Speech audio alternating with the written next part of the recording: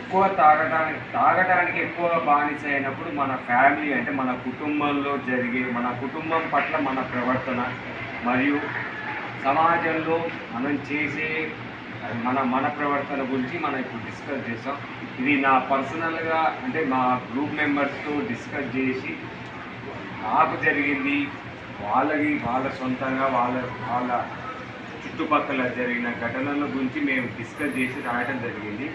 First one family అంటే కుటుంబంలో మనం చేసే అంటే ఎక్కువగా బానిస అయినప్పుడు మనం ఎలా ప్రవర్తించామో దేని గురించి అంటే నాకు తెలిసిన అంటే మా గ్రూప్లో తెలిసిన ఇన్ఫర్మేషన్ రాయడం జరిగింది. ఫస్ట్ కుటుంబంలో గొడవలు ఎక్కువ తాగడం వల్ల గొడవలు జరగడం అది కంపల్సరీ. అది మనం ఎంత కంట్రోల్లో పెట్టుకున్నామన్నా కూడా మనం వినే పొజిషన్లో ఉన్నాం. అవతలో ఏం చెప్పినా కూడా మనం వినే పొజిషన్లో ఉన్నాం. ఎందుకంటే మనం ఆ తాగటానికి ఎక్కువ బానిస అయినాం కాబట్టి దానివల్ల మన ఫ్యామిలీ మెంబర్స్ అంటే తల్లిదండ్రులైనా కావచ్చు, సొంత అన్నదమ్ములైనా కావచ్చు, లేదా భార్య పట్లైనా పిల్లల పట్లైనా మనం ఎప్పుడూ గొడవ పడతాం. వాళ్ళు ఏదైనా అడిగినా కూడా విసుక్కోవడం, లేదా మన చేతులు ఏదున్నా కూడా అది విసిరగొట్టడం అలా జరుగుతుంది. ఇంకే ఎక్కువగా అంటే నా విషయంలో అయితే నేను తాగటి నా జేబులో ఉన్న అమౌంట్ ఎక్కడో ఒక చోట బుక్లోనో ఎక్కడో ఎవరికి తెలియకుండా ఒక ప్లేసులో పెడతాను. నా బోనుకు జరిగిన పని. తెల్లారి మైకం దిగినాక తెల్లారి ఎతుకుతూ ఉంటే కనబడకపోవడం వలన మనం ఏంటంటే పక్కన ఎవరున్నా తల్లి అయినా కానీ తండ్రి అయినా కానీ భార్య అంటే నా పర్సనల్ కాబట్టి మా ఫాదర్ లేదు, మా మదర్ ఉంటే మా మిస్సెస్ ఇప్పుడు మా ప్రజెంట్ మా మిస్సెస్ కూడా హైదరాబాద్లో ఉంది. మా మదర్ మా అమ్మ అన్నాడు నువ్వు తీసిన ఏమన్నా కనబడ్డా అంటే మా అమ్మ నేను తీయలేదు అని బుక్స్ ఎన్ని బుక్స్ అని ఎతకాలి లాస్ట్ దొరకవు.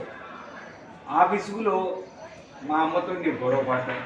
సరే అది ఈ పర్సన్ ఇదే కావచ్చు, లేదా తాగడానికి డబ్బులు లేకుండా అదొక గొడవ అదొక అది అంటే తాగటానికి ఎప్పుడు బయటపడతామా యాంగ్జైటీ.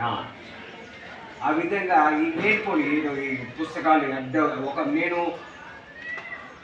తాగనప్పుడు మాత్రం పుస్తకాలు ఒక అరేంజ్మెంట్ చేస్తాను. నాకు 2 టైప్స్ ఆఫ్ బుక్స్ ఉంటాయి. ఒకటి మెయిన్స్, ఒకటి అడ్వాన్స్ బుక్స్ ఉంటాయి. ఎందుకంటే నేను లెక్చర్ ఫీల్డ్ కాబట్టి నేను మెయిన్స్ బుక్స్ సపరేట్ పెట్టుకుంటా, అడ్వాన్స్ సపరేట్ బుక్స్ పెట్టుకుంటా. ఈ డబ్బులు ఎత్తికేటప్పుడు ఏమైందంటే మళ్ళీ బుక్స్ అన్నీ ఇంటర్చేంజ్ ఇవి అటు అవి సగం బుక్కులు ఇటు సగం బుక్కులు అటు సగం బుక్కులు ఒక ప్లేస్లో వేరే బుక్కులు ఉంటే ఒక ప్లేస్లో ఇంకో బుక్. లాస్ట్కి నేను మళ్ళీ వేరే పని కోసం ఎత్తికేటప్పుడు అప్పుడు దొరుకుతాయి ఈ డబ్బులు. అదే మళ్ళీ మైకం ఉంటుంది, మళ్ళీ అరేంజ్ చేసుకో.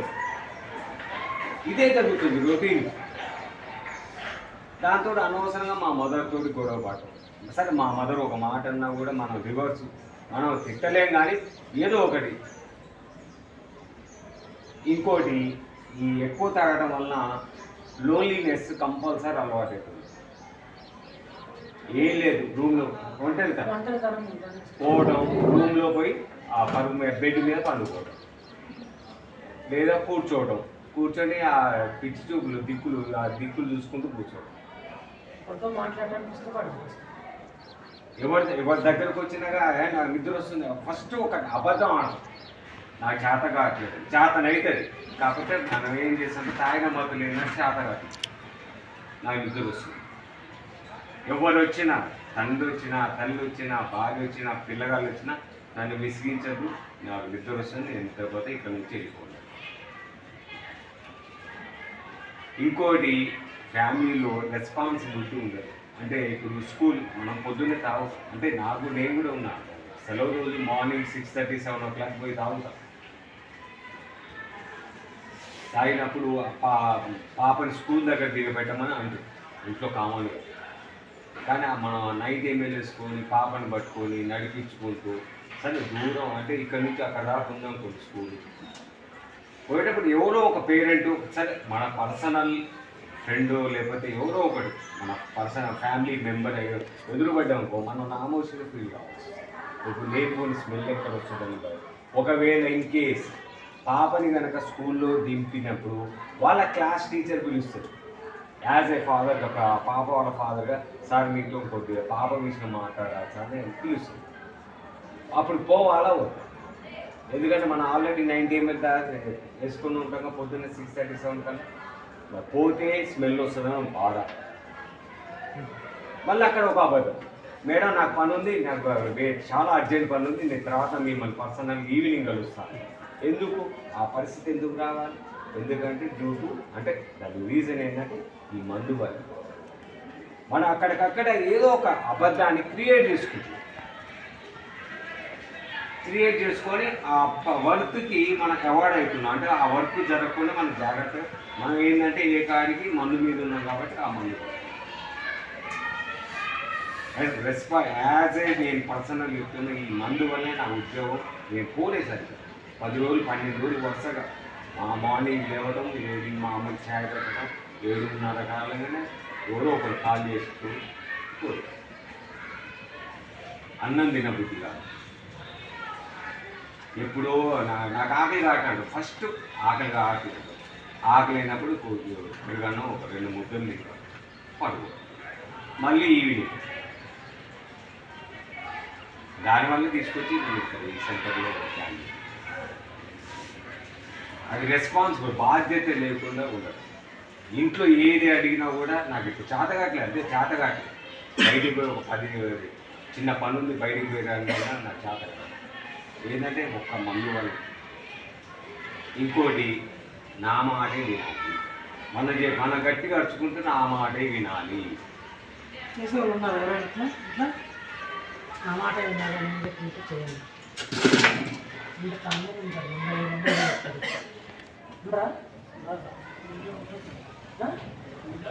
ఉంటారు ఎక్కువ మంది వాళ్ళే ఉంటారు. 90% తాగినప్పుడు అట్లా అనిపించింది, పూర్తిగా ఉండలేదు. ఇక పిచ్చిగా ప్రవర్తించాలి. పిచ్చిగా అంటే చెప్పాక ఇప్పుడు బెడ్ మీద కూర్చుంటాడు, ఎటో చూస్తుంటాడు, లేదా అతిగా బాగా తాగితే అసలు ఎక్కడ ఏ మూలో కూర్చుంటాడు, ఎక్కడ కూర్చుంటాడో వాడికే తెలియదు.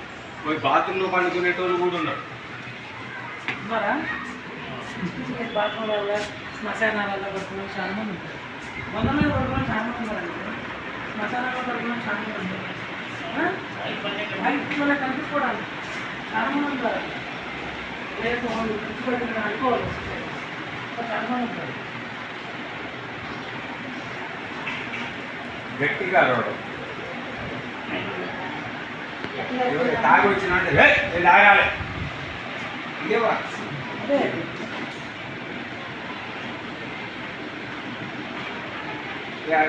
కుటుంబ సభ్యులతో ప్రతి విషయంలో అరే అక్కడ ఎట్లా నీకెందుకు ఎవడో తాగిపించే సార్ నేను తాగలేదంటే ఏదో పని మీద పోయొచ్చు అంతే.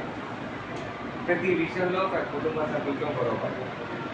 ఇంకోటి డబ్బులు కావాలని తల్లిదండ్రులు కానీ సరే మన సేఫ్ సైడ్ కోసం ఒక భార్య అయితే దాచిపోతే ఆ డబ్బులు తీసుకోవడానికి ఫోర్స్ చేస్తాం. నేను బిల్డింగ్ నుంచి చూద్దా, లేదా నేను బయటికి పోయి ఇంటికి రాను, బయటికి ఎదురు వెళ్తా.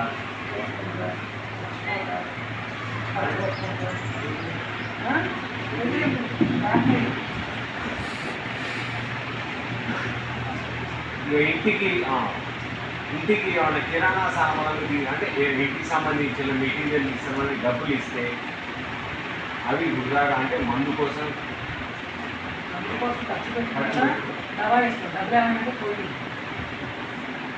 లేదా ఇంటికి సంబంధించిన పని వర్క్ ఏదైనా ఉన్న పనిని కానీ అది క్లారిటీ ఉండదు.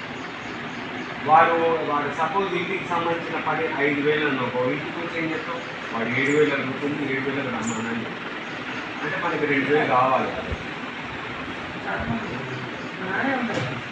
వచ్చినప్పుడు మన ఎండమాన్ని పెట్టింది లైట్ వచ్చి ఉన్నప్పుడు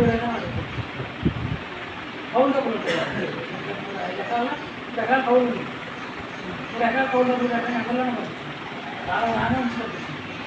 ఆ పొలం యజమాని వచ్చి ఏం డబ్బులు లేదు డబ్బులు లేదు అదే అంటే నేను వాడు ఖర్చు పెట్టలే, ఇది నేను ఇచ్చినా అట్లా ఉంటారు. తరచుగా భార్యని అవాయిడ్ చేయాలి. ఆ. ఆ నుంచి బోడి కథ ఎవరు పక్కనే ఎవరు వాడు తాగిన మాత్రం ఎవరు ఉన్నాడో పక్కన ఎవరున్నో తెలియదు. ఫస్ట్ డైలాగ్ ఏదన్నా అంటే డైలాగ్ అంటాడు ఆ తెచ్చిన కదా మస్తు పక్కన. ఇంకోటి ఇంట్లో వస్తువులని డబ్బుల కోసం అంత వదిలేసి ఉండవు. కిచెన్లో సామాన్లతో సహా ఎక్కుతూనే ఉంటాయి. ఏ డబ్బాలో పెట్టినా ఏ పుస్తకాల్లో పెట్టినా ఎక్కడ పెట్టినా అని చిందర వందరగా మీరు వాళ్ళ మొత్తం బట్టలన్నీ తీస్తారు. ఇక ఇప్పుడు చెప్పినట్టు అప్పు లేకపోయినా బయట అప్పు ఉందంటే ఇంట్లోకి డబ్బులు తీసుకొని మందు తాగాలి. ఇక మన ఇంట్లో కుటుంబ సభ్యులతోనూ లవ్ ఎఫెక్షన్ ఉన్నది. ఫస్ట్ ఆఫ్ ఆల్ ప్రేమగా మాట్లాడుకోవడం కానీ కూర్చోవడం కానీ జరగదు. వాళ్ళు ఇష్టపడమంటారు తాగిపోతుందా ఇష్టపడమంటారా? భార్య ఇష్టపడితే పిల్లలు ఇష్టపడరు. భార్య ఎట్లా ఇష్టపడమంటే కరెంట్ దగ్గర చంపేస్తాం. నిర్ధారణ ఇలా కర్నూలు అక్కడ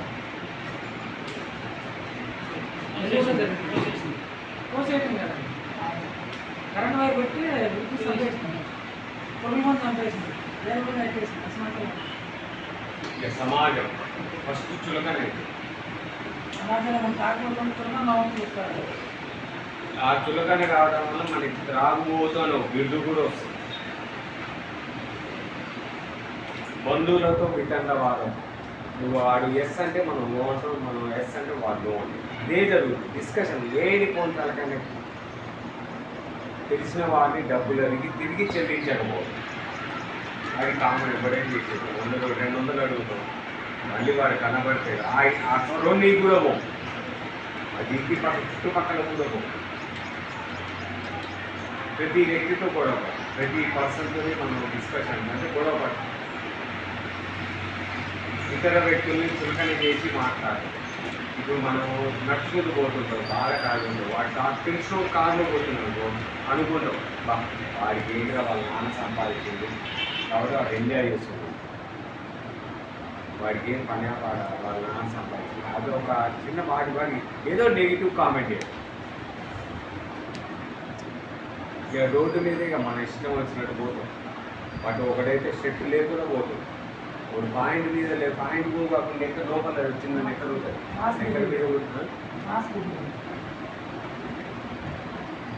ఇక ట్రాఫిక్ జామ్ చేస్తాడు. వెహికల్స్ ఒకవైపు వస్తుంటే మీరు ఆపోజిట్ డైరెక్షన్లో వెళ్తుంది.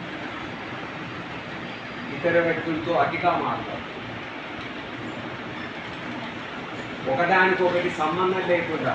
ఇప్పుడు ఫర్ ఎగ్జాంపుల్ ఒక టేబుల్లో మనం కూర్చొని ఇంకో టేబుల్లో కూర్చొని వాళ్ళిద్దరు ఫ్రెండ్స్ ఉన్నారు. మనం పర్సనల్ లేచి అటు దగ్గర లేకపోయి డిస్కషన్ మొదలు.